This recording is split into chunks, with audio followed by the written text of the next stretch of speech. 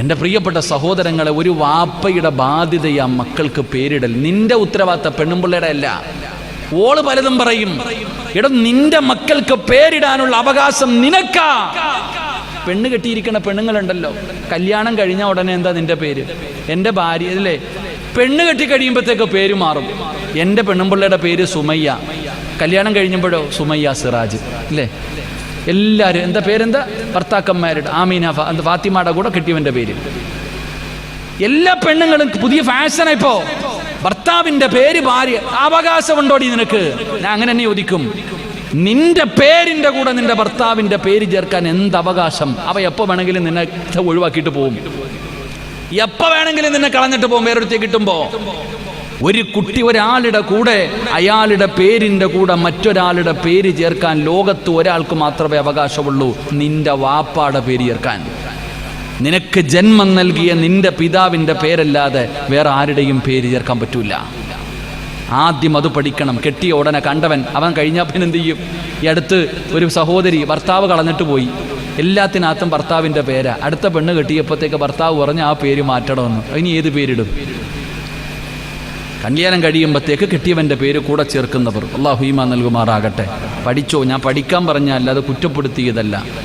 ഞാൻ പറഞ്ഞത് വാപ്പ, ഒരു കുട്ടി തൻ്റെ മക്കൾക്ക് പേരിടേണ്ട ഉത്തരവാദിത്തം നിനക്കുള്ളതാ. ഏത് പേരിടണം മക്കൾക്ക്? ഒരു വാപ്പയുടെ കടമയാ തൻ്റെ മക്കൾക്ക് നല്ല പേരിടാൻ. അപ്പൊ ഈ കുട്ടിയോട് ചോദിച്ചു, നിന്റെ പേരെന്താണ്? ജ്വാല എന്നങ്ങട്ടാ പറഞ്ഞു. കരിവണ്ടെന്ന് പറഞ്ഞാൽ അറിയോ? അപ്പൊ ഈ കുട്ടിക്ക് വാപ്പ ഇട്ടിരിക്കുന്ന പേര് കരിവണ്ടെന്നാ. ഇനി നിങ്ങൾ ചിന്തിക്ക്, നിങ്ങളുടെ മക്കൾക്ക് ഇട്ടിരിക്കുന്ന പേരെന്താ? സ്വന്തം മക്കളുടെ പേരിന്റെ അർത്ഥം പോലും അറിയാത്തവരാ നമ്മൾ പലരും. പെണ്ണുമ്പിള്ള ഗർഭിണിയാകുമ്പോൾ തന്നെ പണ്ടൊക്കെ ഉസ്താദന്മാരോട് ചോദിക്കും പേര്. ഇപ്പൊ യൂട്യൂബിൽ കയറി നോക്കും, ഫേസ്ബുക്കിൽ നോക്കും. അല്ലാഹു ഈമാൻ നൽകുമാറാകട്ടെ, അല്ലാഹു ഈമാൻ നൽകുമാറാകട്ടെ. എന്നിട്ട് നോക്കിക്കേ, എന്നോടൊരു ചെറുപ്പക്കാരൻ പറഞ്ഞു, ഉസ്താദെ എൻ്റെ മകളുടെ പേര് വെറൈറ്റി പേരാ. അപ്പം ഞാനും ചിന്തിച്ച് ഇതെന്ത് പേരായിരിക്കുമല്ല.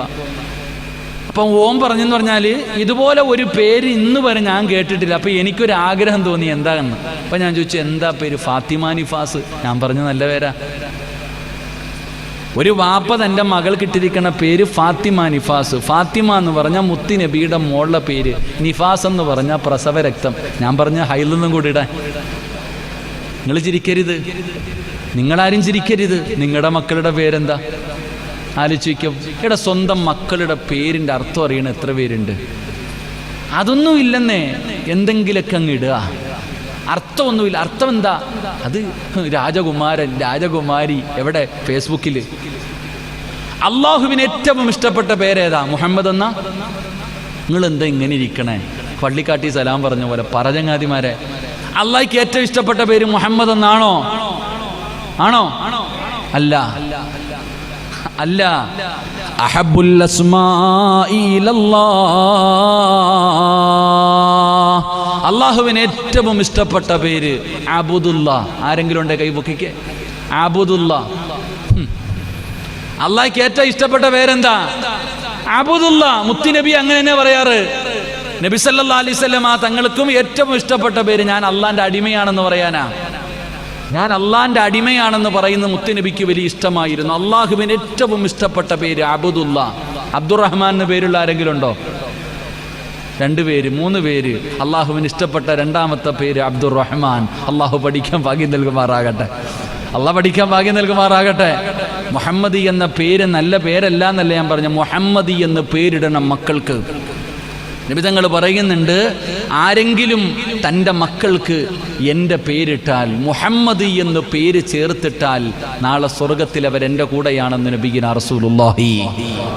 മുഹമ്മദ് എന്ന് പേരിട്ട മക്കൾക്ക് അതാ നബിയോടുള്ള സ്നേഹം.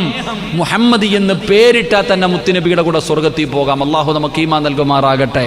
അപ്പം ഞാൻ പറഞ്ഞു വന്നത് ഇതൊന്നുമല്ല, നിങ്ങളൊക്കെ മക്കൾക്ക് നല്ല പേരിട്ടിട്ടുണ്ട്. ഉമർ, അബൂബക്കർ, സഅദ്, മുസ്അബ്, ഉമൈർ, ഫാത്തിമ, ആയിഷ, ഖദീജ, നഫീസ, മൈമൂന, മറിയം. അൽഹംദുലില്ലാ, മനോഹരമായ പേര് എല്ലാവരും വിട്ടിട്ടുണ്ട്. ഒരു വാപ്പ തൻ്റെ മകന് പേരിട്ടിരിക്കുകയാ മുഹമ്മദ് ഹസൻ. ഏറ്റവും മനോഹരമായ പേരാ. പക്ഷേ നിങ്ങളിൽ എത്ര പേരാ നിങ്ങളുടെ മക്കളുടെ പേര് വിളിക്കുന്നത്? മക്കളുടെ പേര് വിളിക്കുന്ന എത്ര വാപ്പമാരുണ്ട് നെളിഞ്ഞിരിക്കുന്നല്ലോ. എടാ മുഹമ്മദ് ഹസനെ എന്ന് വാപ്പ തൻ്റെ മകന് പേര് വെച്ചിട്ട് വാപ്പ വിളിക്കുന്നത് മോനെ അക്കുവേ, മോനെ കുക്കുവേ. ചുമ്മാതല്ല പെണ്ണെ അവൻ നിന്നെ പെടലിക്ക് തരുന്നത്. എടാ എവിടെയെങ്കിലും കിടന്ന ഈ അക്കു എന്ന് പറഞ്ഞാൽ ബാലരമയ്ക്കകത്തം കണ്ടുള്ളൊരു ഒരു ചെറിയ എന്തിൻ്റെ പേര് അക്കു അല്ലേ?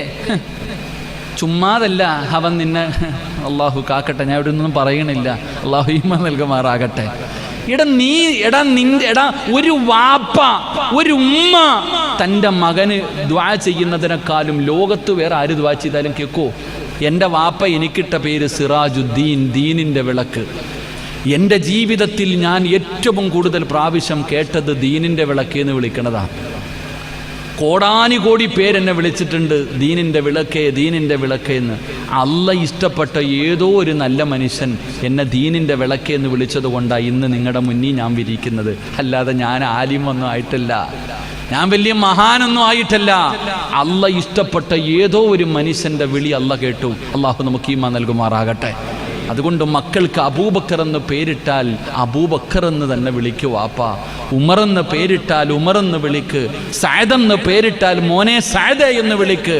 എൻ്റെ പെണ്ണെ മോളെ ഖദീജ, മോളെ ആയിഷ, മോളെ നഫീസ. നീ ഇട്ട പേരല്ലേ, നീ നിൻ്റെ മകളുടെ പേര് തന്നെ വിളിക്ക്. ആ പേരിലെ വിളി, ആ അർത്ഥം എന്നെങ്കിലും ഒരിക്കൽ അല്ല കേട്ട നിൻ്റെ മക്കൾ നന്നാകും. അള്ളാഹു ഈമാൻ നൽകുമാറാകട്ടെ. അല്ലാഹ് ഈമാൻ നൽകുമാറാകട്ടെ. ഉറക്കപ്പറ അല്ലാഹ് ഈമാൻ നൽകുമാറാകട്ടെ. അപ്പം ഇൻഷാ അല്ലാഹ് ഇന്നു മുതൽ മക്കളുടെ പേര് വിളിക്കാൻ നിയ്യത്ത് ചെയ്യ്. അള്ളാഹു ഭാഗ്യം തരുമാറാകട്ടെ. വിളിക്കൂലേ?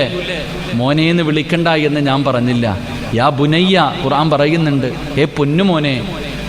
നബി തങ്ങൾ ഫാത്തിമ ബീവിയെ വിളിച്ചിട്ടുണ്ട്. എൻ്റെ പ്രിയപ്പെട്ട സഹോദരിമാരെ, ഞാൻ അവിടെ നിന്ന് പറഞ്ഞത് മക്കളുടെ പേര് തന്നെ വിളിക്ക്, നല്ല പേര്. ചിലപ്പോൾ എന്നെങ്കിലും ഒരു ദിവസം അല്ലാഹ് നിൻ്റെ വിളി കേൾക്കും. എപ്പോഴാ മലക്ക് അത്തിപ്പറ്റ ഉസ്താദ് അള്ളാഹു അവിടുത്തെ ഖബറിനെ സ്വർഗ്ഗമാക്കി കൊടുക്കുമാറാകട്ടെ. ഞാൻ ഒരിക്കൽ അത്തിപ്പറ്റ ഉസ്താദിൻ്റെ വീട്ടിൽ രാവിലെ ഇരിക്കുമ്പോൾ ഒരു ഉസ്താദ് വന്നിങ്ങനെ സംസാരിക്കുമ്പോൾ പറഞ്ഞു, ഉസ്താദെ എൻ്റെ മോന് ഭയങ്കര കുരുത്തക്കേടാ, ദുആ ചെയ്യണേ.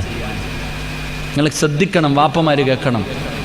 എൻ്റെ മോന് ഭയങ്കര കുരുത്തക്കേടാ, പറഞ്ഞാൽ അനുസരിക്കില്ല, ദുആ ചെയ്യണേ. അത്തിപ്പറ്റ ഉസ്താദ് പറഞ്ഞു, നിങ്ങൾ അങ്ങനെ പറയരുത്. കാരണം നിങ്ങൾ അവൻ്റെ വാപ്പയാ. നിങ്ങളുടെ നാവ് കൊണ്ട് അവൻ കുരുത്തക്കെട്ടവനാ, അവൻ പറഞ്ഞാൽ അനുസരിക്കാത്തവനാ എന്ന് നിങ്ങൾ പറയുമ്പോഴെങ്ങാനും മലക്കുകൾ ആമീന്ന് പറഞ്ഞാൽ അവൻ അങ്ങനെ ആയിപ്പോവും. നമ്മളെന്തൊക്കെയാ പറയണേ? സ്വന്തം മക്കളെ എന്തൊക്കെ പറയും? ബുദ്ധിയില്ലാത്തവൻ, കഴുത, മരക്കഴുത. ആരെ വിളിക്കണേ? നൊന്തുപറ്റ മോനെ. നീ ഒരു കാലത്തും നന്നാവില്ലടാ. അല്ലാഹു അഅലം. സംസാരിക്കുന്ന സംസാരം സൂക്ഷിക്കണം. അള്ളാഹു നമ്മളെ കാത്തുരക്ഷിക്കുമാറാകട്ടെ. അള്ളാഹു നമ്മളെ കാത്തുരക്ഷിക്കുമാറാകട്ടെ. അതുകൊണ്ട് ഒരു വാപ്പയ്ക്ക് തൻ്റെ മക്കളോടുള്ള രണ്ടാമത്തെ കടമ എന്താ? മക്കൾക്ക് നല്ല പേരിടുക. ഇട്ടിട്ടുണ്ടോ ഇല്ലേ നീ ആലോചിക്ക്. ഏറ്റവും കുറഞ്ഞത് നിൻ്റെ മക്കളുടെ പേരിൻ്റെ അർത്ഥം എന്താണെങ്കിലും നിങ്ങൾ നോക്ക്. അത് യൂട്യൂബിൽ നോക്കിയിട്ട് കാര്യമില്ല, ഉസ്താദന്മാരോട് തന്നെ ചോദിക്കണം. ഒരു ഉസ്താദിനോട് മാത്രം ചോദിച്ചാൽ പോരാ, വേറെ ആരോടെങ്കിലൊക്കെ ചോദിക്കണം. എന്നിട്ട് അതിൻ്റെ അർത്ഥം നമ്മൾ മനസ്സിലാക്കണം.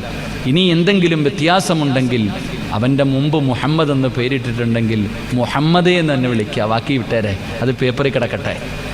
അള്ളാഹു നമുക്ക് ഈമാൻ നൽകുമാറാകട്ടെ. അള്ളാഹു ഈമാൻ നൽകുമാറാകട്ടെ. 3 ഞാൻ നിർത്തുകയാണ്.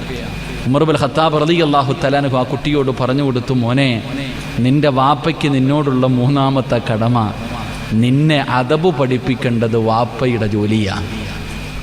ഒരു വാപ്പയുടെ ഉത്തരവാദിത്തമാണ് തൻ്റെ മക്കൾക്ക് മര്യാദ, അദബ് പഠിപ്പിക്കുക, നിസ്കരിക്കാൻ പഠിപ്പിക്കുക. ഖുർആനോ പള്ളിയിലെ ഖത്തീബിൻ്റെ പണിയല്ലത്.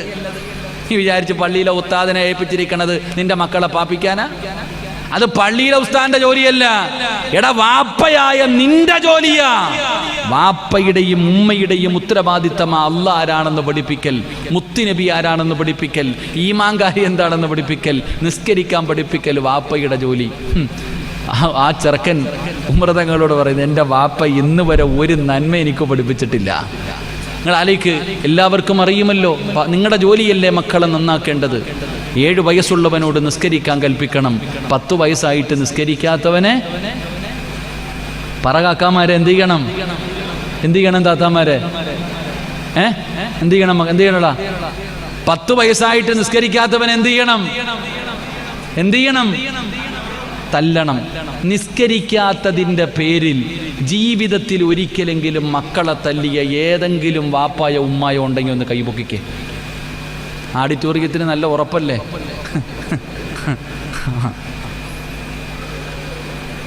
ഈ കൈവെക്കാതിരിക്കണ ആണിൻ്റെയും പെണ്ണിൻ്റെയും മക്കൾ 5 നേരം നിസ്കരിക്കുന്നവരാണെന്ന് വിശ്വസിക്കാൻ ഞാൻ മലക്കൊന്നുമല്ല. അള്ളാഹു ഈമാൻ നൽകുമാറാകട്ടെ. എടാ 10 വയസ്സായിട്ട് നിസ്കരിക്കാത്തവനെ തല്ലി നിസ്കരിപ്പിക്കണമെന്ന് പഠിച്ച ആളാ നീ ഇന്ന് വരെ തല്ലിയിട്ടുണ്ടോ? സ്കൂളിൽ പോടാന്ന് പറഞ്ഞ് തല്ല, ട്യൂഷന് പോടാന്ന് പറഞ്ഞതല്ല അല്ലേ? ഇന്ന് വരെ ഒന്ന് ആലോചിക്കാമിന, ഇനി എന്നാ നീ നേരെയാവുക? നിനക്ക് തല്ലാൻ അവകാശമുണ്ടോ? എടാ തല്ലാൻ പറ്റുമോ? ബർക്കത്ത് വേണോന്ന് ആഗ്രഹമുള്ളവരൊക്കെ ഒന്ന് കൈപൊക്കിക്ക്. ബർക്കത്ത് വേണോ? ഇനി പറ, വേണോ? ഏതെങ്കിലും ഒരു വാപ്പ തൻ്റെ മക്കൾ നിസ്കരിക്കാത്ത മക്കളെ തല്ലി നമസ്കരിപ്പിക്കാൻ, തൻ്റെ മക്കളെ നന്നാക്കുന്നതിന് വേണ്ടി ഏതെങ്കിലും ഒരു വാപ്പ തൻ്റെ വീട്ടിൽ ഒരു വടി വെട്ടിവെച്ചാൽ ആ വീട്ടുകാർക്ക് അല്ലാഹു ബർക്കത്ത് ചെയ്യട്ടെ എന്ന് നബിയുനാ റസൂലുള്ളാഹി. മുത്തുനബി ദുആ ചെയ്തിട്ടുണ്ട്, മക്കളെ നന്നാക്കാൻ ഒരു വടി വീട്ടിൽ വെച്ചാൽ മതി. അല്ലാഹു നമുക്ക് ഈമാൻ തരുമാറാകട്ടെ. നിങ്ങളുടെ വീട്ടിൽ ആരുടെയെങ്കിലും വീട്ടിൽ വടിയുണ്ടോ? ഉണ്ടോ മനുഷ്യന്മാരെ? കയ്യൊന്നും പൊക്കണ്ട. ഉണ്ടോ താത്താമാരെ? പക്ഷെ നിന്റെ വാപ്പ വെട്ടിവെച്ചിട്ടുണ്ടായിരുന്നു ഒരു വടി, ഇല്ലേ? ഈ പ്രായമുള്ളവർ പറയട്ടെ. നമ്മുടെയൊക്കെ വാപ്പമാര് ശൈത്താൻ കൂടുമ്പോ ഉമ്മ പറയും, അലമാരിയുടെ മോളി നോക്കടാ, ഇതോ അങ്ങോട്ട് നോക്കടാ. ഒരു കാപ്പിക്കമ്പ് ഉണ്ടായിരുന്നു എൻ്റെ വീട്ടിൽ. എൻ്റെ ഉമ്മ ഇങ്ങനെ പറയുക, കാപ്പിക്കമ്പ് നോക്കാൻ. ഒരു വടിയായിരുന്നടോ നമ്മളെ നന്നാക്കിയത്. അതുകൊണ്ട് ആ വീട്ടിൽ ബർക്കത്തുണ്ടായിരുന്നു. അള്ളാഹു ബർക്കത്ത് ചെയ്യുമാറാകട്ടെ. നമുക്ക് വടി വെട്ടിവെക്കാൻ പേടിയാ. കാരണം എന്തേ? ആ വടിയെടുത്ത് മക്കൾ നമ്മളെ തല്ലും. അതാ ഇന്നത്തെ കാലം. നമ്മളെ തല്ലും, പേടിയാ നമുക്ക്. മക്കൾ നമ്മളെ തല്ലുന്ന കാലം. അള്ളാഹു നമ്മുടെ മക്കളെ നന്നാക്കി തരുമാറാകട്ടെ. അപ്പം ഞാൻ പറഞ്ഞു വന്നത്, ഒരു വാപ്പയ്ക്ക് തൻ്റെ മക്കളോടുള്ള രണ്ടാമത്തെ കടമ നല്ല പേരിടുക. 3, അവനെ അദബ് പഠിപ്പിക്കണം, അവനെ മര്യാദ പഠിപ്പിക്കണം. അതിന് നിനക്ക് അധികാരമുണ്ടോ? എടാ, വാപ്പ പള്ളിയിൽ പോയാലല്ലേ മക്കളോട് പള്ളിയിൽ പോകാൻ പറയാൻ പറ്റൂ? എടാ, 5 നേരം നിസ്കരിക്കാൻ പള്ളിയിൽ പോകുന്ന വാപ്പയോട് ചെറിയ മകൻ വന്നിട്ട് ചോദിക്കും, പാപ്പ ഞാനും വരട്ടെ പള്ളിയിലോട്ട്, എന്നെ കൂടെ കൊണ്ടുപോവോ? ഇനി ഒരു ദിവസം വാപ്പ പള്ളിയിൽ പോയില്ലെങ്കിൽ മോൻ ചോദിക്കുക, എന്തേ വാപ്പ പള്ളിയിൽ പോണില്ലേ? ഇന്ന് വാപ്പ ഇങ്ങനെ ചാരുകസേരയിൽ കട്ടൻ പീടിയും വലിച്ചുകൊണ്ടിരിക്കുക. പള്ളിയിൽ നിന്ന് ബാങ്ക് വിളിക്കുമ്പോടാ പള്ളിയിൽ പോടാ, ഞാനിവിടെ ഇരിക്കുക, നീ പോയിട്ട് വരാ. ഇതാ ഇരിക്കണം നിരന്ന്. മഗ്രിബിൻ്റെ സമയമാകുമ്പോൾ, മോളെ വെള്ളിയാഴ്ച രാവ യാസീൻ ഓത്, സലാത്ത് പറ, നിസ്കരിക്കും മോളെ, ഞാൻ ടി വിയുടെ ഫ്രണ്ടിൽ പെറ്റ് കിടക്കുക സീരിയൽ കണ്ടുകൊണ്ട്. ഇവളാ പറയണ മക്കളോട് നന്നാവാൻ. എന്നാലേക്ക് നീ ടി വിയുടെ എന്നാൽ നീയല്ലേ ആദ്യം നിസ്കരിക്കണ്ടേ? ഞാൻ പറഞ്ഞു വന്നത്, എൻ്റെ പ്രിയപ്പെട്ടവരോട് ഞാൻ പറയുന്നു, പെണ്ണ് നന്നായാൽ വീട് നന്നാകും, ലോകം നന്നാകും. ഒരു പെണ്ണ് നന്നായാൽ മതി ഈ ലോകം നന്നാകാൻ. നിങ്ങളെ ഞാൻ കുറ്റപ്പെടുത്തിയതല്ല. എടോ, ബാപ്പ എത്ര നല്ല മഹാനാണെങ്കിലും പെണ്ണും പിള്ള ശരിയല്ലെങ്കിൽ പോയി. അള്ളാഹു കാക്കുമാറാകട്ടെ. നിങ്ങളെന്താ എന്നെ നോക്കണം? അള്ളാഹ് കാക്കുമാറാകട്ടെ. ഞാൻ എൻ്റെ കയ്യിൽ നിന്നൊന്നും പറഞ്ഞല്ല, ഞാൻ തെളിവ് സഹിത പറഞ്ഞത്. എടാ, ഭർത്താവ് എത്ര വലിയ കൊലകൊമ്പനാണെങ്കിലും കെട്ടിയ പെണ്ണും പിള്ള നേരെയല്ലെങ്കിലും മക്കൾ തലതിരിഞ്ഞു പോകും. അള്ളാഹു കാക്കുമാറാകട്ടെ. തെളിവ് വേണോ? തെളിവ് വേണോ? മഹാനായ പ്രവാചകൻ, മഹാനായ ശൈഖുൽ അംബിയ നൂഹ് നബി അലൈഹിസ്സലാം 950 വർഷം ദഅവത്ത് നടത്തിയ നബി. രാവിലെ മുതൽ വൈകുന്നേരം വരെ ലാ ഇലാഹ ഇല്ലല്ലാഹ് അല്ലാഹയെക്കുറിച്ച് പറഞ്ഞ നബിയ നൂഹ് നബി. 950 വർഷം രാവിലെ മുതൽ വൈകുന്നേരം വരെ അല്ലാഹുവിൻ്റെ ദീനിനെ കുറിച്ച് ദഅവത്ത് നടത്തിയ നബിയ നൂഹ് നബി. പക്ഷേ നൂഹ് നബിയുടെ പെണ്ണും പിള്ള നേരെയായോ? നേരെയായില്ല. നൂഹ് നബിയുടെ ഭാര്യ നേരെയായില്ല. നേരെയാകാതെ വന്നപ്പോൾ തൻ്റെ മക്കളും തലതിരിഞ്ഞു പോയി. ഞാൻ പറഞ്ഞതല്ല, ഖുർആൻ പറഞ്ഞ ചരിത്രവാ. നൂഹ് നബിയുടെ ഭാര്യ നേരെയാകാതെ വന്നപ്പോൾ തൻ്റെ മകനോട് വിളിക്കുന്നുണ്ട്, യാ ബുനയ്യ ഇർകബ് മഅനാ, മോനെ വെള്ളത്തിൽ മുങ്ങിച്ചാകുമ്പോൾ മഹാനായ നൂഹ് നബി വിളിക്കുന്നുണ്ട്, മോനെ കേറടാ, കപ്പലിൽ രക്ഷപ്പെടാം. ഇല്ല വാപ്പ, ഞാൻ ആ കാണുന്ന പർവ്വതത്തിൻ്റെ മുകളിൽ കയറി രക്ഷപ്പെടും, ചത്തുപോയി. ഒരു പ്രവാചകന്റെ ഭാര്യ നേരെയാകാതെ വന്നപ്പോൾ മക്കൾ വഴിവഴിച്ചു പോയി. എന്നാലിച്ചൊക്കെ ഒരു പ്രവാചകന്റെ അവസ്ഥ ഇത്. മഹാനായ ലൂത്ത് നബി അലൈഹിസ്സലാം പ്രവാചകനാ. ലൂത്ത് നബി അലൈഹിസ്സലാം അള്ളാഹുവിന്റെ പ്രവാചകനാ. പക്ഷെ ഭാര്യ നേരെയായില്ല, മകനും തലതിരിഞ്ഞു പോയി. അള്ളാഹു കാക്കുമാറാകട്ടെ. അതുകൊണ്ടാണ് ഞാൻ ആദ്യം പറഞ്ഞത്, പെണ്ണ് നന്നായാലേ ക്ലിയർ ആവൂ. ഭാര്യ നന്നാകണം. ഒരു ദീനുള്ള പെണ്ണുണ്ടെങ്കിൽ നമ്മുടെ വീട് സ്വർഗമാകും. അള്ളാഹു നമ്മുടെ വീട് അങ്ങനെ ആക്കി തരുമാറാകട്ടെ. അതുകൊണ്ട് എൻ്റെ പ്രിയപ്പെട്ട സഹോദരങ്ങളെ, കല്യാണം കഴിഞ്ഞിരിക്കുന്ന നിങ്ങൾക്ക് ഇനി നേരെയാകാനുള്ള വഴി, ഉസ്താദെ എൻ്റെ ഭാര്യ നേരെയാകണം, എൻ്റെ ഭർത്താവ് നേരെയാകണം, എനിക്ക് നല്ല ഭാര്യ വേണം, എനിക്ക് നല്ല ഭർത്താവിനെ വേണം. ആഗ്രഹിക്കുന്നവർക്ക് എന്തായാലും പെട്ടു. ഇനി രക്ഷപ്പെടാനുള്ള വഴി പറഞ്ഞിട്ട് പിരിയ. അള്ളാഹു ഭാഗ്യം തരുമാറാകട്ടെ. അൽഹംദുലില്ലാ. ഇനി നിൻ്റെ ഭർത്താവ് നന്നാകാനുള്ള വഴിയേട്ടാ, നിടക്കെ ഭർത്താക്കന്മാർ നന്നാകാനുള്ള വഴി. ഉസ്താദ് എൻ്റെ ഭാര്യ നന്നാകണമെന്ന് ആഗ്രഹിക്കുന്നവരെ, നിങ്ങളുടെ ഭാര്യയും നന്നാകാനുള്ള വഴിയാണ് ഇനിയുള്ളത്. അള്ളാഹു നമുക്ക് ഈമാൻ നൽകുമാറാകട്ടെ. അള്ളാഹു ഈമാൻ നൽകുമാറാകട്ടെ. ആമീൻ പറ. അള്ളാഹു നമ്മുടെ ഭാര്യമാരെ നമ്മുടെ സ്വർഗത്തിലും അള്ളാഹു ഭാര്യമാരാക്കി തരുമാറാകട്ടെ. വേണ്ടേ? നിങ്ങളുടെ പെണ്ണുമ്പിള്ളയുടെ സ്വഭാവമൊക്കെ മാറും. ഈ കാണുന്നൊന്നുമല്ല പെണ്ണുങ്ങൾ, ഇവരുടെയൊക്കെ സ്വഭാവങ്ങൾ അള്ളാഹു മാറ്റിത്തരും. പെണ്ണ് കെട്ടാൻ തന്നെ പേടിയ പലർക്കും. പലരും ചോദിക്കും, എന്തിനാ ഉസ്താദെ പെണ്ണ് കെട്ടണേന്ന്. ചില പെണ്ണുങ്ങൾ ചോദിക്കും, ഉമ്മ എന്തിനാ ഉമ്മ എന്നെ കെട്ടിക്കണേ, ഞാൻ ഇങ്ങനെ നടന്നൂടെ. എന്തിനാ പെണ്ണ് കെട്ടണമെന്നറിയോ? ഖുർആൻ പറഞ്ഞ എന്തെന്നറിയോ? പെണ്ണ് കെട്ടിയാൽ കിട്ടുന്ന ഒരു പ്രതിഫലം ഞാൻ പറയാം. കല്യാണം കഴിച്ചാൽ കിട്ടുന്ന ഒരു പ്രതിഫലം ഖുർആൻ പറയുകയാ. പെണ്ണ് കെട്ടിയ സമാധാനം കിട്ടുമെന്ന് അള്ളാഹുവിൻ്റെ വിശുദ്ധ ഖുർആൻ. അള്ളാഹു ഈമാൻ നൽകുമാറാകട്ടെ. കല്യാണം കഴിച്ചാൽ എന്ത് കിട്ടും? കല്യാണം കഴിച്ചാൽ എന്ത് കിട്ടും? നിങ്ങൾ പറ, എന്ത് കിട്ടും? നിങ്ങൾ പറയൂല. കാരണം എന്തേ? എന്ന് കെട്ടിയോ അന്നത്തോടു കൂടി സമാധാനം പോയെന്നാ നമ്മൾ പറയണേ. എന്നാണോ ഞാൻ കല്യാണം കഴിച്ചത് അന്നത്തോടുകൂടി എൻ്റെ സമാധാനം പോയി എന്നാ നമ്മൾ പറയണത്. എന്നാൽ ഖുർആൻ പറഞ്ഞത് സമാധാനം കിട്ടുമെന്നാ. അപ്പം തെറ്റുപറ്റിയത് ആർക്കാ? ഖുർആനല്ല, നമുക്കാ. ഒറ്റ കാര്യം മനസ്സിലാക്കിയാൽ മതി. അള്ളാൻ്റെ ഈ ദുനിയാവിൽ കുടുംബജീവിതത്തിനേക്കാളും സന്തോഷമുള്ള ഒന്നുമില്ല. അള്ളാഹുവിൻ്റെ ഈ ദുനിയാവിൽ കുടുംബജീവിതത്തിനേക്കാൾ സന്തോഷമുള്ള ഒന്നുമില്ല. ഈ ഇരിക്കണ എല്ലാവരുടെ ആഗ്രഹം സ്വർഗത്തിൽ പോകണമെന്നല്ലേ? ആണോ? ആണോ? ആണ്. സ്വർഗത്തിൽ പോകണമെന്ന ആഗ്രഹത്തിനേക്കാൾ വലുതൊന്നുമില്ല. നമ്മളൊക്കെ ജീവിക്കുന്നത് തന്നെ സ്വർഗത്തിൽ പോകാനാ. എങ്കിൽ ആദം നബി അലൈഹിസ്സലാമിനെ അള്ളാഹു സൃഷ്ടിച്ചു, സ്വർഗത്തിലേക്ക് കയറ്റിവിട്ടു. ആദം നബി അള്ളാഹു സൃഷ്ടിച്ചിട്ട് സ്വർഗത്തിൽ കയറ്റിവിട്ടു. ആദം നബി സ്വർഗത്തിലൂടെ ഇങ്ങനെ നടക്ക. അള്ളാഹു ആദം നബിയോട് ചോദിച്ചു, ആദമേ എന്താ നിനക്കൊരു സന്തോഷമില്ലാത്ത? എന്തേ ആദമേ നിനക്കൊരു സന്തോഷമില്ലാത്തത്? ആദം നബി പറഞ്ഞ മറുപടി എന്തെന്നറിയോ? എവിടെ വെച്ച്? സ്വർഗത്തിൽ വെച്ച്. അള്ളാഹുവിൻ്റെ സ്വർഗത്തിലൂടെ നടക്കുന്ന ആദം നബി പറഞ്ഞ മറുപടി, എന്തോ ഒരു കുറവുള്ളതുപോലെ, ഒറ്റയ്ക്ക് നടന്നിട്ടൊരു സുഖമില്ലെന്നാ പറഞ്ഞേ. എന്താ പറഞ്ഞേ? ഒറ്റയ്ക്ക് നടന്നിട്ടൊരു സുഖമില്ലെന്ന്. ഹവ്വാ റളിയല്ലാഹു തആല അൻഹുവിനെ കിട്ടിയപ്പോഴാ ആദം നബിക്ക് സന്തോഷം ഉണ്ടായ, സമാധാനം കിട്ടിയത്. അപ്പോൾ സ്വർഗമാണോ വലുത്, കുടുംബജീവിതമാണോ വലുത്? ചിന്തിക്ക്. ഭാര്യയാണോ വലുത്? ഒരു ഭാര്യയും ഭർത്താവും തമ്മിൽ ഒരുമിക്കുമ്പോഴുള്ള ആ സന്തോഷം സ്വർഗത്തെക്കാളും വലുതെന്ന് ഈ ചരിത്രം പഠിപ്പിക്കണേ. എൻ്റെ പ്രിയപ്പെട്ട പെങ്ങളെ, നാളെ അള്ളാഹുവിൻ്റെ സ്വർഗത്തിലേക്ക് കടന്നു പോകണം, കുടുംബസമേതം പോകണം. അള്ളാഹു ഭാഗ്യം തരുമാറാകട്ടെ.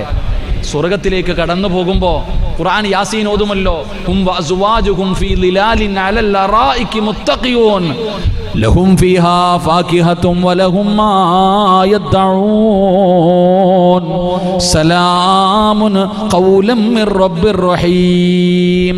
ഈ ഇരിക്കണ നിങ്ങളിൽ ചിലര് ഭാര്യയും ഭർത്താവും മക്കളും നാളെ സ്വർഗത്തിൽ ചാരുകസേരയിൽ ഇരിക്കുന്ന, ചാരുകസേരയിൽ ഭാര്യയും ഭർത്താവും മക്കളും കൂടെ ഇങ്ങനെ സുഖിക്കും. ചുറ്റുഭാഗം മുഴുവനും ഖാദിമീങ്ങൾ ഉണ്ടാകും, സേവകര്. അപ്പം ഇങ്ങനെ ചോദിക്കും, എൻ്റെ പൊന്നാമിന, നിങ്ങൾ ദുനിയാവിൽ ഒരുമിച്ച് ഇവിടെയും ഒരുമിച്ച് എങ്ങനെ പറ്റിയെന്ന്? ഇവിടെ നാളെ ചോദിക്കൂടെ ചങ്ങാതി, നീയും നിന്റെ പെണ്ണും പിള്ളയും നിന്റെ മക്കളും അള്ളാടെ സ്വർഗത്തിൽ ഇരുന്ന് സുഖിക്കുക. സ്വർഗത്തിൽ കയറി വരുന്ന മലക്കുകൾ ഉൾപ്പെടെ എല്ലാവരും പറയും, അസ്സലാമു അലൈക്കും, അസ്സലാമു അലൈക്കും, അസ്സലാമു അലൈക്കും, നിന്നെ ബഹുമാനിക്കും. അപ്പം ചോദിക്കും, ദുനിയാവിൽ ഒരുമിച്ച് ഇവിടെയും ഒരുമിച്ച് എങ്ങനെ? അള്ളാഹു ഒരുമിക്കാൻ ഭാഗ്യം തരുമാറാകട്ടെ. അള്ളാഹു ഒരുമിക്കാൻ ഭാഗ്യം തരുമാറാകട്ടെ. കുടുംബസമേതം സ്വർഗത്തിൽ പോകണം, അള്ളാഹു ഭാഗ്യം നൽകുമാറാകട്ടെ. അങ്ങനെ പോകണമെങ്കിൽ നിങ്ങൾ മനസ്സിലാക്കേണ്ടതെന്നറിയോ, ചില പോരായ്മകളുണ്ട് നമുക്ക്. പെണ്ണുങ്ങളെക്കുറിച്ച് പഠിക്കണം. 10, 20, 30 കൊല്ലം കൂടെ നടന്നാൽ പോരെ സഹോദര. പെണ്ണാരാണെന്ന് ആദ്യം പഠിക്കണം. അവിടെയാണ് നമുക്ക് വഴിപറ്റിപ്പോയേ. പെണ്ണിന് ചില സ്വഭാവങ്ങളുണ്ട്, നിങ്ങൾ ആദ്യം മനസ്സിലാക്കേണ്ടത്. ഉദാഹരണം ഞാൻ പറഞ്ഞു തരാം. ഒന്ന്, ഏതൊരു ഭർത്താവിൻ്റെയും ആഗ്രഹമാണ് ഞാൻ വരച്ച വരയിൽ എൻ്റെ ഭാര്യ നിൽക്കണം, ഞാൻ പറയുന്നത് എൻ്റെ ഭാര്യ അനുസരിക്കണം. ഇതൊരു ഭർത്താവിൻ്റെ ആഗ്രഹമാണ്. അള്ളാഹു ഈമാൻ തരുമാറാകട്ടെ. ഇല്ലേ? ഏതൊരു ഭർത്താവിൻ്റെ വാശിയ, ഞാൻ വരച്ച വരയിൽ എൻ്റെ ഭാര്യ നിൽക്കണം. നീ കയറി നിന്നോ, കിയാമത്ത് നാൾ വരെ നിന്റെ പെണ്ണുപിള്ള കയറി നിൽക്കൂല. അള്ളാഹു ഈമാൻ തരുമാറാകട്ടെ. ഞാൻ ഉറപ്പിച്ചു പറയാം, നീ കിയാമത്ത് നാൾ വരെ വരച്ചിട്ട് നോക്കിക്കൊണ്ട് നിൽക്കണൽ, നിന്റെ പെണ്ണുമ്പോൾ അതിൽ കയറി നിൽക്കൂല. കാരണം അത് അങ്ങനെ അള്ളാഹു അവരെ സൃഷ്ടിച്ചിരിക്കുന്നത് വളഞ്ഞ എല്ലിൽ നിന്നാ. കൂടുതൽ വളച്ചാലും ഒടിയും, കൂടുതൽ നൂത്താലും പോകും. രണ്ടും ചെയ്യരുത്. വളയ്ക്കുകയും വേണ്ട, നൂക്കുകയും വേണ്ട. അതാ കുടുംബജീവിതം. തെളിവ് വേണോ? മഹാനായ നബിയിന റസൂലുള്ളാഹി സ്വല്ലല്ലാഹു അലൈഹി വസല്ലമ തങ്ങൾ ഒരിക്കൽ വീട്ടിലേക്ക് കയറി വരിക. യുദ്ധമെങ്ങാണ്ട് കഴിഞ്ഞിട്ട് വരുന്ന വഴിയാ. യുദ്ധമെങ്ങാണ്ട് കഴിഞ്ഞിട്ട് വളരെ വേദനയോടെ പ്രയാസത്തോടെ പ്രവാചകൻ വീട്ടിലേക്ക് കയറി വരുമ്പോ ആയിഷ ബീവി റളിയല്ലാഹു തആല വീടിന്റെ വാതിലിൽ നിൽക്കുന്നുണ്ട്. പ്രവാചകൻ യുദ്ധം കഴിഞ്ഞ് വീട്ടിലേക്ക് കയറി വരുമ്പോൾ ഭാര്യ ചോദിച്ച ചോദ്യം എന്തെന്നറിയോ? ഭാര്യമാരിൽ ഏറ്റവും കൂടുതൽ ഇഷ്ടം ഏത് ഭാര്യയോടാ? നമ്മുടെ ഭാര്യ എങ്ങാനും ചോദിച്ചത് മാത്രമേ ആ പാപത്തിന് ഓർമ്മ കാണത്തുള്ളൂ. അള്ളാഹു കാക്കുമാറാകട്ടെ. എടാ, നട്ടുച്ചയ്ക്ക് പള്ളിയിൽ വന്നിട്ട് വെയിൽ കൊണ്ട് ക്ഷീണിച്ച് വീട്ടിലേക്ക് ചെല്ലുമ്പോൾ പെണ്ണുമ്പിള്ള ചോദിക്കാൻ, നിങ്ങൾക്ക് ഏറ്റവും കൂടുതൽ ഇഷ്ടം ആരാ? നമ്മുടെ മറുപടി ഞാൻ പറയണില്ല. നമ്മുടെ മറുപടി എന്തായിരിക്കും എന്ന് ആലോചിച്ചാൽ മാത്രം മതി. ഇല്ലേ? ആയിഷ ബീവി ചോദിക്കുകയാ, നബിയെ, അങ്ങയുടെ ഭാര്യമാരിൽ ഏറ്റവും കൂടുതൽ ഇഷ്ടം ആരെയാ? നബി തങ്ങൾ പറഞ്ഞു, എനിക്ക് നിന്നെയാ ഏറ്റവും കൂടുതൽ ഇഷ്ടം. അതൊരു സൈക്കോളജി വശമാണ്. പ്രവാചകൻ വീടിൻ്റെ അകത്ത് കയറി. ഈ രണ്ടാമത്തെ ചോദ്യം, ഈ ലോകത്ത് ആണുങ്ങളിൽ വെച്ച് ഏറ്റവും കൂടുതൽ ഇഷ്ടം ആരെയാ? കേട്ടോ, പൊട്ടന്മാരെ പോലെ ഇരിക്കരുത്. നിങ്ങൾ കേൾക്കണം ഇത്, ഭർത്താക്കന്മാർ. ഓരോ ഭർത്താക്കന്മാരും കേൾക്കണം. ആയിഷ ബീവിയുടെ രണ്ടാമത്തെ ചോദ്യം, ലോകത്തുള്ള ആണുങ്ങളിൽ വെച്ച് ഏറ്റവും കൂടുതൽ ഇഷ്ടം ആരെയാ? നബിതങ്ങൾ പറഞ്ഞു, നിന്റെ വാപ്പ അബൂബക്കർ സിദ്ദീഖിനെയാ. ആയിഷ ബീവി കെട്ടിപ്പിടിച്ചു മുത്തം കൊടുത്തു. ഇതാ പെണ്ണ്. അള്ളാഹു ഈമാൻ തരുമാറാകട്ടെ. നിന്റെ വാപ്പ, നിന്റെ ഉമ്മ, നിന്റെ കൂടെ പറപ്പ്, ഓള് കേട്ട പരിചയമെങ്കിലും കാണിക്കോ? എന്നാ അവളുടെ വാപ്പ ഒന്ന് പറഞ്ഞു വയ്ക്കേ, ഇന്ന് വയത് കഴിഞ്ഞ് വീട്ടിൽ പോയിട്ട്, ആമിന, നിന്റെ വാപ്പാനെ പോലൊരു നല്ല മനുഷ്യ ഈ ദുനിയാവിൽ ഒന്ന് പറഞ്ഞു വയ്ക്കേ. നിന്റെ ഉമ്മ, നിന്റെ കൂടപ്പിറപ്പ് ഒന്ന് പറഞ്ഞു നോക്കുക. അങ്ങാതി പെണ്ണുമ്പിള്ള തലേ കയറാതെ നോക്കിയാൽ മതി. അത്രയ്ക്ക് സന്തോഷം അവൾക്ക്. ഇതാണ് പെണ്ണ്. അള്ളാഹു പഠിക്കാൻ ഭാഗ്യം തരുമാറാകട്ടെ. പിന്നെ അടിയും വഴക്കും അതില്ലെങ്കിൽ പിന്നെ ജീവിതമില്ലല്ലോ. എടാ, ചട്ടിയും കലവും ആകുമ്പോൾ തട്ടിയും മുട്ടിയൊക്കെ നടക്കുന്നല്ലേ?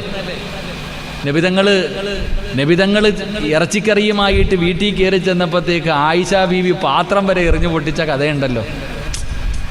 നമ്മളൊക്കെ ആലോചിക്കേ, ഒരു മനുഷ്യൻ തൻ്റെ ഭാര്യയുടെ പീഡനം സഹിക്കാൻ പറ്റാതെ ഖലീഫയോട് പരാതി പറയാൻ പോവാ ഉമർ തങ്ങളുടെ വീട്ടിൽ.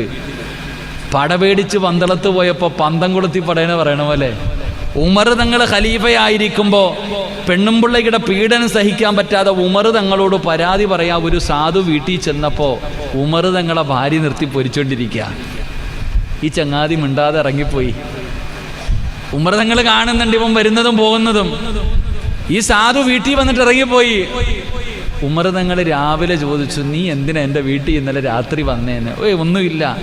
പറ, എന്തിനാ വന്നേ? എൻ്റെ ഭാര്യയുടെ ഉപദ്രവം സഹിക്കാൻ പറ്റാതെ പരാതി പറയാനാ വന്നത്. അവിടെ വന്നപ്പോൾ എനിക്കൊന്നും തോന്നിയില്ല. കാരണം എന്തേ? ഉമർ തങ്ങൾ ഇതാ പെണ്ണ്. അതുകൊണ്ട് എന്താ, ജീവിതത്തിൽ അടിയും വഴക്കും ബഹളമൊക്കെ ഉണ്ടാകും. പക്ഷെ അതൊക്കെ ഒരു പരിധി ഉണ്ടാകണം, അതിനപ്പുറം ആവരുത്. അതൊക്കെ ഇല്ലെങ്കിൽ പിന്നെ എന്ത് ജീവിതം? എടോ, ഭാര്യ കരഞ്ഞാൽ തീരണമല്ല.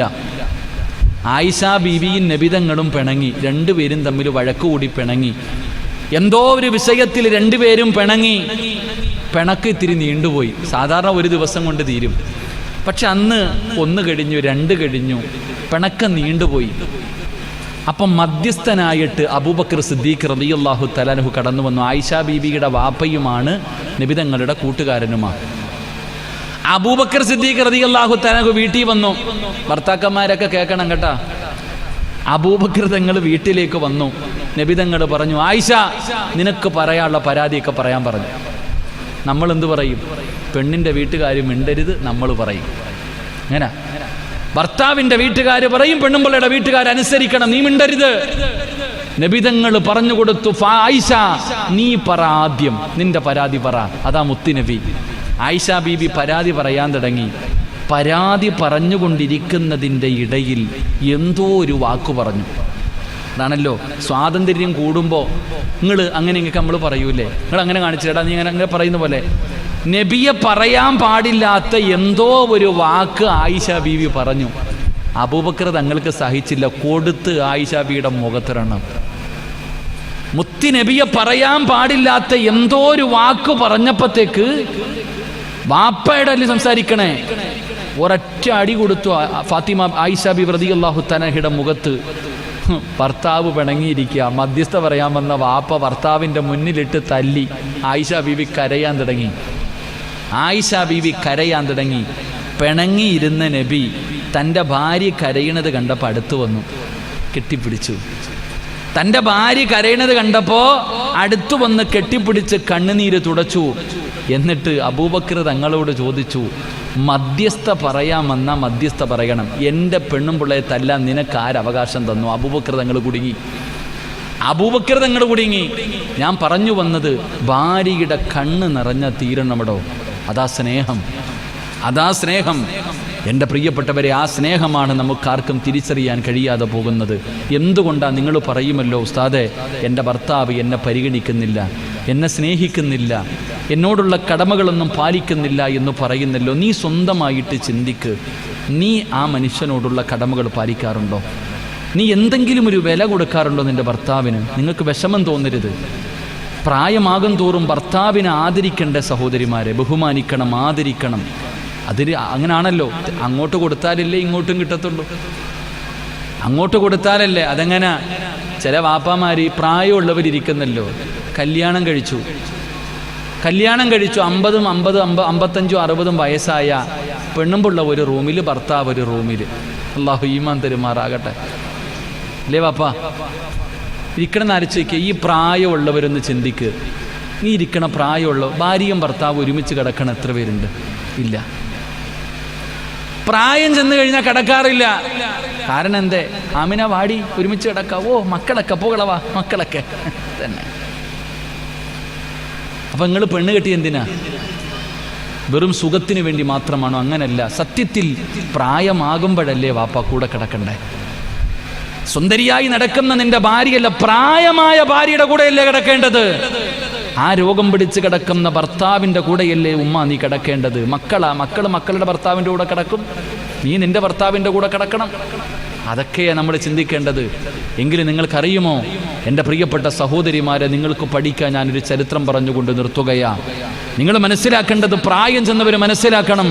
മഹാനായ ആദരവായ പ്രവാചകൻ നബി മുഹമ്മദ് മുസ്തഫ, മഹാനായ ആദരവായ പ്രവാചകൻ നബി മുഹമ്മദ് മുസ്തഫ സല്ലല്ലാഹു അലൈഹി വസല്ലമ തങ്ങൾക്ക് ഒരുപാട് ഭാര്യമാരുണ്ടായിരുന്നു. എങ്കിൽ ഏറ്റവും കൂടുതൽ ഇഷ്ടം ആരെയായിരുന്നെന്നറിയോ? ഏറ്റവും കൂടുതൽ സ്നേഹം ആരെയായിരുന്നെന്നറിയോ? അള്ളാഹുവിൻ്റെ പ്രവാചകൻ സല്ലല്ലാഹു അലൈഹി വസല്ലമ തങ്ങൾക്ക് ഖദീജ എന്ന് കേട്ടാൽ കണ്ണ് നിറയുമായിരുന്നു. ഖദീജയോട് വല്ലാത്ത സ്നേഹമായിരുന്നു. ഒരിക്കൽ ആയിഷ ബീബി റളിയല്ലാഹു തആല അൻഹ, മുത്തുനബി എന്തു പറഞ്ഞാലും ഖദീജ എന്നാ പറയാ. എൻ്റെ ഖദീജയെ പോലെ, എൻ്റെ ഖദീജയെ പോലെ, എൻ്റെ ഖദീജയെ പോലെ ആകണം. എങ്ങനെ പ്രവാചകൻ ഏത് കാര്യം പറഞ്ഞാലും ഇങ്ങനെ പറയും. ഒരിക്കൽ സഹി കെട്ടിട്ട് കേട്ട് മടുത്തിട്ട് ആയിഷ ബീബി റളിയല്ലാഹു തആല അൻഹ ചോദിച്ചു, ഈ കിളവിയോട് മാത്രം എത്ര സ്നേഹം എന്താണ്? വേറെ ഒരു പെണ്ണും ഇല്ലാത്ത പോലെ ഈ കിളവിയോട് എത്ര എന്താ? അള്ളാഹുവിൻ്റെ റസൂല് കരയാൻ തുടങ്ങി. അള്ളാഹുവിൻ്റെ പ്രവാചകൻ അവിടെ നിന്ന് കരയാൻ തുടങ്ങി. എന്തിനെന്നറിയോ? തൻ്റെ ഖദീജയെ കിളവി എന്ന് വിളിച്ചത് ഇഷ്ടപ്പെട്ടില്ല. തൻ്റെ ഭാര്യയായ ഖദീജ ബീവിയെ കിളവി എന്ന് വിളിച്ചത് മുത്തുനബിക്ക് ഇഷ്ടപ്പെട്ടില്ല. എൻ്റെ പ്രിയപ്പെട്ട സഹോദരങ്ങളെ, മരിക്കുന്ന കാലം വരെ ഖദീജ എന്ന് പറഞ്ഞാൽ മുത്തുനബി കരയും. അള്ളാഹുവിൻ്റെ റസൂലിന് ആരെങ്കിലും ഇത്തിരി ഭക്ഷണം കൊണ്ടുവന്ന് കൊടുത്ത ഖദീജ ബീവിയുടെ കൂട്ടുകാരികൾക്ക് കൊടുക്കുമായിരുന്നു. അത്രയ്ക്കും ഇഷ്ടമായിരുന്നു. പക്ഷേ ഖദീജ ആരെന്നറിയോ? നബി സല്ലല്ലാഹു അലൈഹി വസല്ലമ തങ്ങൾക്ക് 25 വയസ്സ്, ഖദീജ ബീവിക്ക് 40 വയസ്സ്. അള്ളാഹുവിൻ്റെ പ്രവാചകനും ഖദീജ ബീവിയും തമ്മിൽ 15 വയസ്സിൻ്റെ വ്യത്യാസമുണ്ട്. നിങ്ങൾ പഠിക്ക്, ഓരോ പെണ്ണും പഠിക്കണം. അള്ളാഹുവിൻ്റെ റസൂലും ഖദീജ ബീവിയും കല്യാണം കഴിക്കുമ്പോൾ രണ്ടുപേരും തമ്മിൽ 15 വയസ്സിൻ്റെ വ്യത്യാസം. 25 വർഷം ഇവർ രണ്ടുപേരും ജീവിച്ചു. അള്ളാഹുവിൻ്റെ പ്രവാചകൻ സല്ലല്ലാഹു അലൈഹി വസല്ലമ തങ്ങളും ഖദീജ ബീവിയും 25 വർഷമാണ് കുടുംബജീവിതം നയിച്ചത്. എൻ്റെ പ്രിയപ്പെട്ട സഹോദരങ്ങളെ, ഒരിക്കൽ ഖദീജ ബീബി റളിയല്ലാഹു തആല അൻഹ വീട്ടിൽ ഒരുങ്ങി നിൽക്കുകയാണ്. അള്ളാഹുവിൻ്റെ പ്രവാചകൻ സല്ലല്ലാഹു അലൈഹി വസല്ലമ തങ്ങൾ വീട്ടിലേക്ക് വരുമ്പോൾ പ്രായം ചെന്ന് നിങ്ങൾ ചിന്തിച്ചു നോക്ക്. നബി സല്ലല്ലാഹു അലൈഹി വസല്ലമ തങ്ങൾ വീട്ടിലേക്ക് കടന്നു വരുമ്പോൾ ഖദീജ ബീബി റളിയല്ലാഹു തആല അൻഹ കിളവിയ പ്രായം ചെന്ന ഉമ്മയാ. ആ ഉമ്മ വീട്ടിൽ നല്ല വസ്ത്രവും ധരിച്ചിട്ട് കാത്തു നിൽക്കുകയാ. അള്ളാഹുവിൻ്റെ പ്രവാചകൻ വീട്ടിലേക്ക് കടന്നു വന്നപ്പോൾ ചിരിക്കുന്ന മുഖത്തോടെ വീടിൻ്റെ കവാടത്തിൽ കാത്തു നിന്നു. വീടിനകത്തേക്ക് കടന്നു വന്നു. ഖദീജ ബീബി റളിയല്ലാഹു തആല അൻഹ കഴിക്കാൻ ഭക്ഷണം കൊടുത്തു. അള്ളാഹിൻ്റെ റസൂലിന് വല്ലാത്ത അത്ഭുതമായി. എന്തേ ഖദീജ ഇന്ന്, എന്തേ ഇത്ര സന്തോഷം? അള്ളാഹുവിൻ്റെ പ്രവാചകന് കഴിക്കാൻ ഭക്ഷണം കൊടുത്തു.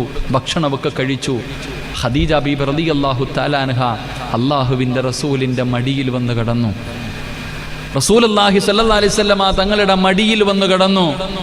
ഖദീജ ബീബി റളിയല്ലാഹു തആല അൻഹ മുത്തുനബിയോട് ചോദിച്ചു, നബിയെ, നമ്മൾ രണ്ടുപേരും ജീവിക്കാൻ തുടങ്ങിയിട്ട് 25 വർഷമായി. നമ്മൾ രണ്ടുപേരും ജീവിക്കാൻ തുടങ്ങിയിട്ട് 25 വർഷമായി. നബിയെ, ഞാൻ പോകുകയാണ് നബിയെ. ഖദീജ ബീബി റളിയല്ലാഹു തആല അൻഹ അള്ളാഹിൻ്റെ റസൂലിൻ്റെ മടിയിൽ കിടന്നിട്ട് പറയുകയാ, ഞാൻ പോകുകയാണ് നബിയെ. ഈ 25 കൊല്ലത്തിൻ്റെ ഇടയിൽ ഞാൻ എന്തെങ്കിലും അങ്ങയുടെ മനസ്സ് വേദനിപ്പിച്ചിട്ടുണ്ടെങ്കിൽ എനിക്ക് പൊരുത്തം തരണം. അള്ളാഹുവിൻ്റെ പ്രവാചകൻ ഖദീജ ബീബിയുടെ വാ പൊത്തിപ്പിടിച്ചു. ഖദീജ ബീബി റളിയല്ലാഹു തആല അൻഹയുടെ വാ പൊത്തിപ്പിടിച്ചു. എന്നിട്ട് മുത്തുനബി ചോദിക്കുന്നു, നീ എന്നോട് പൊരുത്തം ചോദിക്കുന്നു ഖദീജ? നീ എന്നോട് ചോദിക്കുന്നോ? നിങ്ങൾക്കറിയോ, ഖദീജ ബീവിക്ക് അല്ലാഹു കൊടുക്കുന്ന പ്രതിഫലം ലോകത്തൊരു പെണ്ണിനും കിട്ടൂല. ലോകത്ത് ഒരു പെണ്ണിനും കിട്ടൂല ഖദീജ ബീവിക്ക് അല്ലാഹു കൊടുക്കുന്ന പ്രതിഫലം. ഖദീജ ബീവിക്ക് സ്വർഗത്തിൽ ആരും ശല്യം ചെയ്യാത്ത ഒരു ഭാഗത്ത് ഒരു മുത്തിൻ്റെ കൊട്ടാരം, ഒരു മുത്ത് കൊണ്ടുണ്ടാക്കിയ കൊട്ടാരം. എന്തിനെന്നറിയോ ഉമ്മ? ഈ ഇരിക്കണ പെണ്ണുങ്ങളൊക്കെ കേൾക്കണം. എന്തിനാ അല്ലാഹു ഇത് കൊടുത്തെന്നറിയോ? 25 കൊല്ലം അള്ളാഹുവിൻ്റെ റസൂലിൻ്റെ കൂടെ ജീവിച്ചിട്ട് ഒരിക്കൽ പോലും ശബ്ദമുയർത്തി സംസാരിച്ചിട്ടില്ല ഖദീജ. 25 വർഷക്കാലം അള്ളാഹുവിൻ്റെ പ്രവാചകന്റെ ഭാര്യയായി ജീവിച്ചു. മുത്തുനബിയെക്കാളും 15 വയസ്സ് കൂടുതൽ. ആ 25 വർഷത്തിൻ്റെ ഇടയിൽ ഒരിക്കൽ പോലും ശബ്ദമുയർത്തി ഖദീജ സംസാരിച്ചിട്ടില്ല. അതിനല്ല കൊടുത്തതാ. നീയോ? നിന്റെ നാവിൻ്റെ നീളം നിങ്ങൾക്കറിയോ? ഭർത്താവിനോട് സംസാരിക്കുമ്പോൾ നിങ്ങളുടെ നാവിൻ്റെ നീളം നിങ്ങൾക്കറിയോ? എന്തൊക്കെ പറയും നിങ്ങൾ? ഞാൻ നിങ്ങളെ കുറ്റപ്പെടുത്തിയതല്ല, നിങ്ങൾ ചിന്തിച്ചു നോക്ക്. നിങ്ങളെക്കുറിച്ച് നിങ്ങളുടെ ഭർത്താവിനോട് ചോദിച്ചാൽ ഒരു നല്ല വാക്ക് പറയുമെന്ന് നിങ്ങൾക്ക് തോന്നുന്നുണ്ടോ? അള്ളാഹുവിൻ്റെ പ്രവാചകൻ ഖദീജ ബീബി റളിയല്ലാഹു തആല അൻഹയുടെ വാ പൊത്തിപ്പിടിച്ചിട്ട് പറഞ്ഞു, ഖദീജ, നീ എന്നോട് പൊരുത്തം ചോദിക്കരുത്. കാരണം നിന്നെക്കുറിച്ച് പറയാൻ എനിക്കൊരു പരാതിയില്ല. നീ എന്നെ വിട്ടിട്ട് പോകുകയാണോ? നീ എന്നോട് യാത്ര പറയുകയാണോ? അള്ളാഹുവിന്റെ പ്രവാചകനെ പെടുന്ന ഖദീജ ബീബി റളിയല്ലാഹു തആല അൻഹയുടെ വാ പൊത്തിപ്പിടിച്ചിട്ട്, ഖദീജ, നീ എന്നോട് യാത്ര പറയുകയാണോ ഖദീജ? നീ എന്നോട് പൊരുത്തം ചോദിക്കല്ലേ ഖദീജ? അള്ളാഹുവിന്റെ പ്രവാചകനെ പെടുന്ന പറയുമ്പോ മടിയിൽ കിടന്നിരുന്ന ഖദീജ ബീബി റളിയല്ലാഹു തആല അൻഹ അള്ളാന്റെ റസൂലിനെയൊക്കെ ചാടി എഴുന്നേറ്റ് കെട്ട് കഴുത്തിലങ്ങ് കെട്ടിപ്പിടിക്കുകയാ. അള്ളാഹുവിന്റെ പ്രവാചകന്റെ കഴുത്തിലവിടന്ന് കെട്ടിപ്പിടിച്ചിട്ട് മുത്തുനബിക്ക് ചുടുചുംബനം കൊടുക്കുകയാണ്. എന്നിട്ട് ഖദീജ ബീബി റളിയല്ലാഹു തആല അൻഹാ അള്ളാഹുവിന്റെ പ്രവാചകന്റെ ചെവിയില്, മുത്തുനബിയുടെ ചെവിയിൽ ഇങ്ങനെ രഹസ്യം പറയുകയാ. ആ പ്രായം ചെന്ന വൃദ്ധയായ ഖദീജ ബീബി റളിയല്ലാഹു തആല അൻഹാ അള്ളാഹുവിന്റെ പ്രവാചകന്റെ ചെവിയിൽ പറഞ്ഞ രഹസ്യം എന്തെന്നറിയുമോ? യാ റസൂലല്ലാഹ്, അള്ളാന്റെ നബിയേ, എനിക്ക് 3 ആഗ്രഹമുണ്ട് നബിയേ. ഞാൻ മരിച്ചാൽ എനിക്ക് 3 ആഗ്രഹമുണ്ട്, സാധിച്ചു തരുമോ? അള്ളാഹുവിന്റെ പ്രവാചകം ചോദിച്ചു. എന്തേ ഖദീജ? ആ സമയത്താണ് ഖദീജ ബീബി റളിയല്ലാഹു തആല അൻഹ പറയുകയാ, യാ റസൂലല്ലാഹ്, ഞാൻ മരിച്ചു കഴിഞ്ഞാൽ എൻ്റെ മയ്യത്ത് നിങ്ങൾ വേണം കുളിപ്പിക്കാൻ. എൻ്റെ ജനാസ കുളിപ്പിക്കേണ്ടത് നിങ്ങളാണ്. ഒരാളും എൻ്റെ ശരീരം കാണുന്നത് എനിക്കിഷ്ടമല്ല, ഒരാളും കാണരുത്. എൻ്റെ മയ്യത്ത് നിങ്ങൾ കുളിപ്പിക്കണം, എൻ്റെ ജനാസ നിങ്ങൾ കുളിപ്പിക്കണം. കുളിപ്പിക്കുമോ നബിയേ? ഖദീജ ബീബി റളിയല്ലാഹു തആല അൻഹ ചോദിക്കുകയാണ്. റസൂലുള്ളാഹി തങ്ങൾ കരയുകയാ. അല്ലാഹുവിന്റെ റസൂൽ തലകുനിക്കുകയാണ്. ഖദീജ പറയുന്നു, രണ്ടാമത്തെ ആഗ്രഹം എന്തെന്നറിയോ? യാ റസൂലല്ലാഹ്, എൻ്റെ മയ്യത്ത് കഫം പൊതിയുമ്പോ, എൻ്റെ മയ്യത്ത് കഫം പൊതിയുമ്പോൾ അങ്ങയുടെ ചുമലിൽ കിടക്കുന്ന ഷാളുണ്ടല്ലോ, അങ്ങെപ്പോഴും പുതയ്ക്കുന്ന പുതപ്പുണ്ടല്ലോ, നമ്മളെപ്പോഴും കിടക്കുമ്പോ പുതയ്ക്കുന്ന പുതപ്പുണ്ടല്ലോ, ആ പുതപ്പ് വെച്ചെൻ്റെ കഫം പൊതിയണം നബിയേ. എനിക്ക് അങ്ങയുടെ സുഗന്ധം വേണം നബിയേ. എനിക്ക് ഖബറിനകത്ത് കിടക്കുമ്പോഴും അങ്ങയുടെ സുഗന്ധം എനിക്ക് വേണം. അങ്ങയുടെ ചുമലിൽ കിടക്കുന്ന തുണി എൻ്റെ കഫം തുണിക്കകത്ത് വെക്കണം നബിയേ. റസൂലുള്ളാഹി തങ്ങൾ തലകുനിക്കുകയാണ്.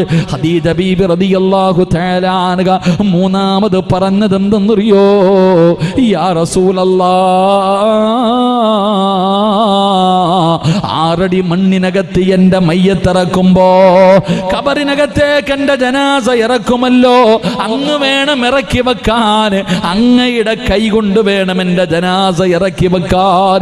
ഖദീജ ബീബി റളിയല്ലാഹു തആല അൻഹ അല്ലാഹുവിന്റെ പ്രവാചകനോട് അവിടുന്ന് പറയുകയാ, അല്ലാഹുവിന്റെ റസൂലിനോട് അവിടുന്ന് വസിയത്ത് ചെയ്യുകയാ.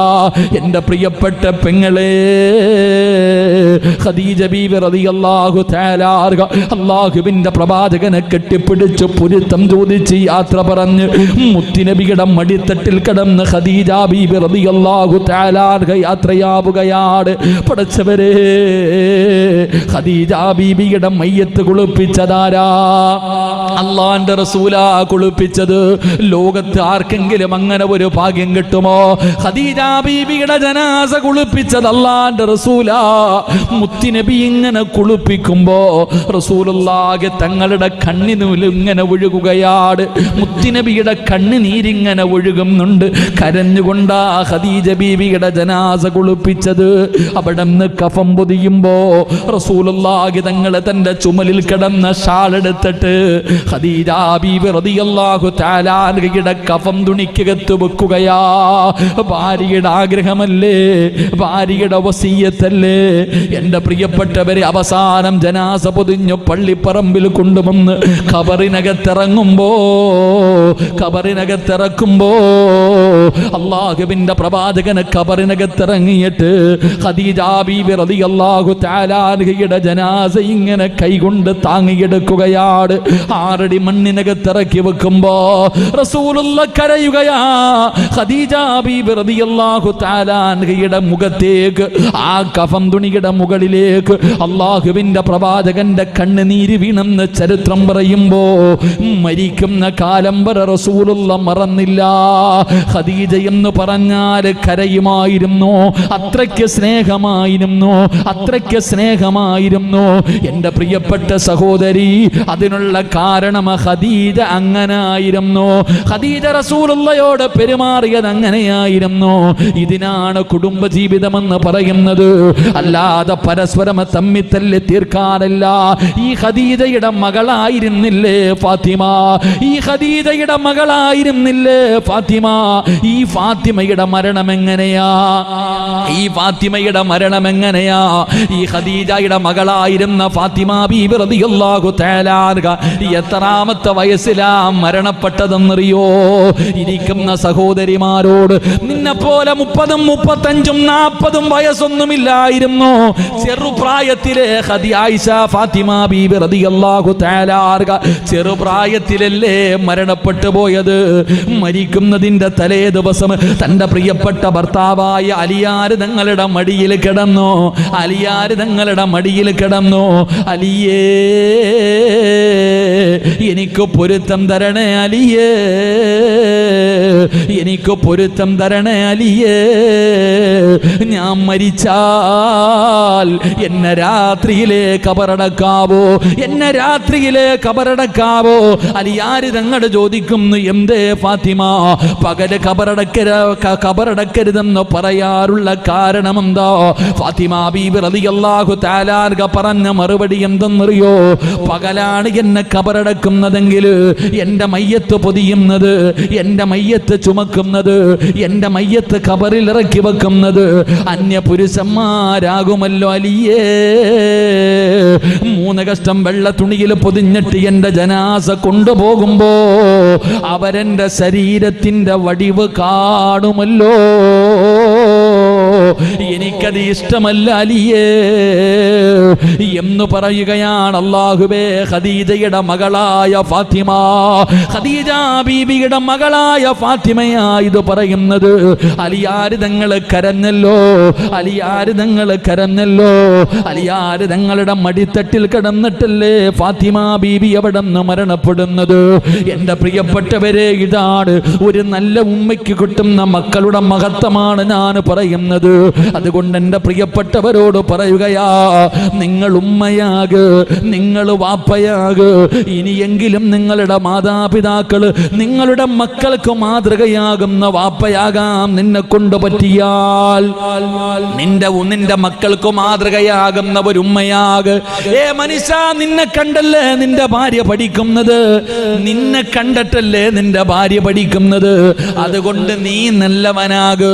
അല്ലാഹുവിന്റെ ഖുർആൻ പറഞ്ഞല്ലോ, റബ്ബനാ ഹബ് ലനാ മിൻ അസ്വാജിനാ വദുർരിയാതിനാ ഖുർറത അയുനിൻ വജഅൽനാ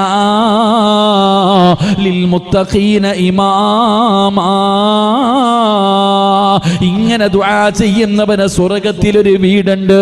ഇങ്ങനെ ദുആ ചെയ്യുന്നവന് സ്വർഗ്ഗത്തിലൊരു വീടുണ്ട്. എന്തേ ദുആ ചെയ്യുന്നത്? പെണ്ണ് കെട്ടിയവനും കെട്ടാത്തവനും ചെയ്യണമെന്നാണ്. റബ്ബനാ ഹബ് ലനാ മിൻ അസ്വാജിനാ.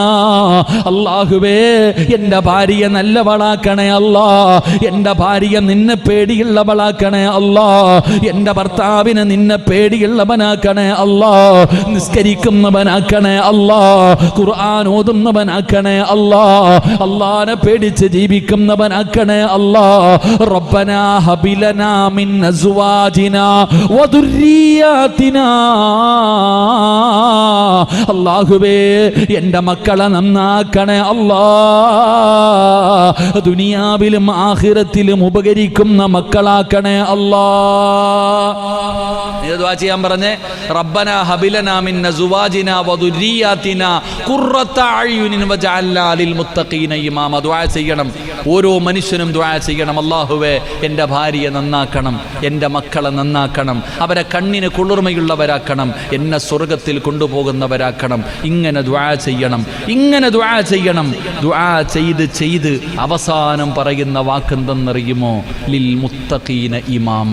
അല്ലാഹുവേ, എൻ്റെ ഭാര്യയ്ക്കും എൻ്റെ മക്കൾക്കും ഇമാമത്ത് നിൽക്കാൻ അർഹതയുള്ള ഒരു മനുഷ്യനാക്കണേ അല്ല.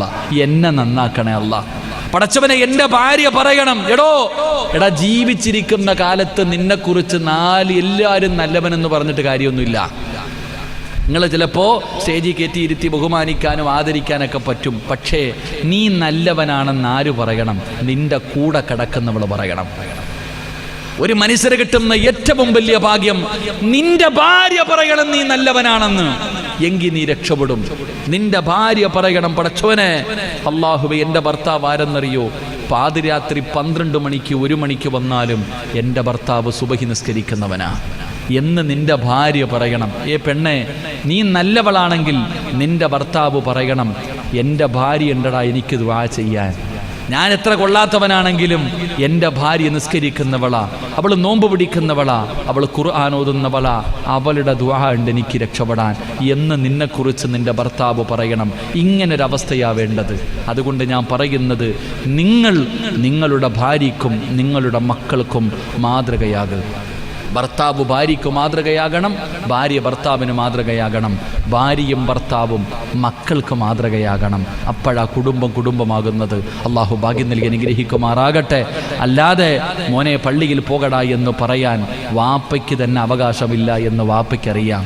ഉമ്മയ്ക്ക് പറയാൻ അവകാശമില്ല തൻ്റെ മകളോട്, തെറ്റ് തിരുത്തി കൊടുക്കാനുള്ള അവകാശം നിനക്കില്ല. കാരണം നീ അതേ തെറ്റ് ചെയ്യുന്നത് നിന്റെ മോള് കാണുന്നവളാ, പിന്നെങ്ങനെ നേരെയാകാനാ? അതുകൊണ്ട് എൻ്റെ പ്രിയപ്പെട്ടവരോട് പറയുന്നു, പരസ്പരമുള്ള കടമകൾ പാലിച്ചുകൊണ്ട് അള്ളാഹുവിനെ ഭയന്നുകൊണ്ട് ജീവിക്കാൻ അള്ളാഹു ഭാഗ്യം നൽകി അനുഗ്രഹിക്കുമാറാകട്ടെ. അതുകൊണ്ട് എൻ്റെ പ്രിയപ്പെട്ടവരെ, എപ്പോഴെവിടെ വെച്ചാണ് എന്ത് സംഭവിക്കുന്നറിയില്ല. എല്ലാവരും പൊരുത്തം ചോദിക്കണം. രാത്രിയിൽ കിടക്കുമ്പോൾ ഭർത്താവ് ഭാര്യയോട് പൊരുത്തം ചോദിക്കണം, ഭാര്യ ഭർത്താവിനോട് ചോദിക്കണം. ആരെങ്കിലും ചോദിക്കാറുണ്ടോ?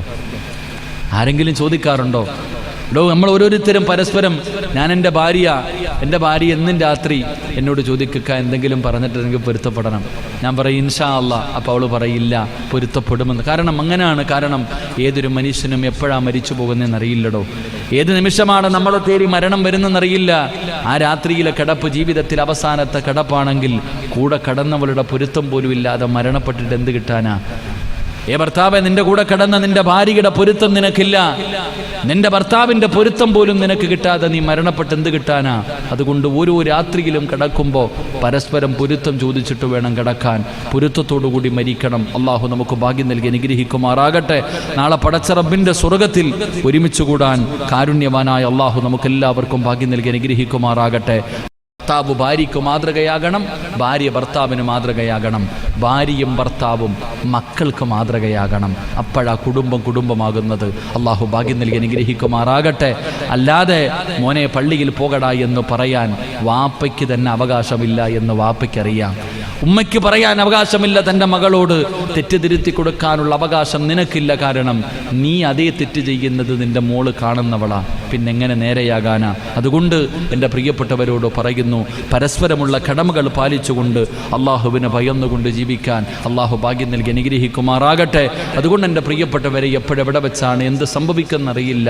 എല്ലാവരും പൊരുത്തം ചോദിക്കണം. രാത്രിയിൽ കിടക്കുമ്പോൾ ഭർത്താവ് ഭാര്യയോട് പൊരുത്തം ചോദിക്കണം, ഭാര്യ ഭർത്താവിനോട് ചോദിക്കണം. ആരെങ്കിലും ചോദിക്കാറുണ്ടോ? നമ്മൾ ഓരോരുത്തരും പരസ്പരം, ഞാൻ എൻ്റെ ഭാര്യ എന്നും രാത്രി എന്നോട് ചോദിക്കുക എന്തെങ്കിലും പറഞ്ഞിട്ട് എനിക്ക് പൊരുത്തപ്പെടണം. ഞാൻ പറയും ഇൻഷാ അല്ലാഹ്. അപ്പോൾ അവൾ പറയില്ല, പൊരുത്തപ്പെടുമെന്ന്. കാരണം അങ്ങനെയാണ്. കാരണം ഏതൊരു മനുഷ്യനും എപ്പോഴാണ് മരിച്ചു പോകുന്നതെന്നറിയില്ലടോ. ഏത് നിമിഷമാണ് നമ്മളെ തേടി മരണം വരുന്നതെന്നറിയില്ല. ആ രാത്രിയിലെ കിടപ്പ് ജീവിതത്തിൽ അവസാനത്തെ കിടപ്പാണെങ്കിൽ കൂടെ കടന്നവളുടെ പൊരുത്തം പോലും ഇല്ലാതെ മരണപ്പെട്ടിട്ട് എന്ത് കിട്ടാനാ? ഭർത്താവെ, നിന്റെ കൂടെ കിടന്ന നിന്റെ ഭാര്യയുടെ പൊരുത്തം നിനക്കില്ല, നിന്റെ ഭർത്താവിൻ്റെ പൊരുത്തം പോലും നിനക്ക് കിട്ടാതെ നീ മരണപ്പെട്ട് എന്ത് കിട്ടാനാ? അതുകൊണ്ട് ഓരോ രാത്രിയിലും കിടക്കുമ്പോൾ പരസ്പരം പൊരുത്തം ചോദിച്ചിട്ട് വേണം കിടക്കാൻ. പൊരുത്തത്തോടുകൂടി മരിക്കണം. അള്ളാഹു നമുക്ക് ഭാഗ്യം നൽകി അനുഗ്രഹിക്കുമാറാകട്ടെ. നാളെ പടച്ച റബ്ബിൻ്റെ സ്വർഗ്ഗത്തിൽ ഒരുമിച്ച് കൂടാൻ കാരുണ്യവാനായ അള്ളാഹു നമുക്കെല്ലാവർക്കും ഭാഗ്യം നൽകി അനുഗ്രഹിക്കുമാറാകട്ടെ.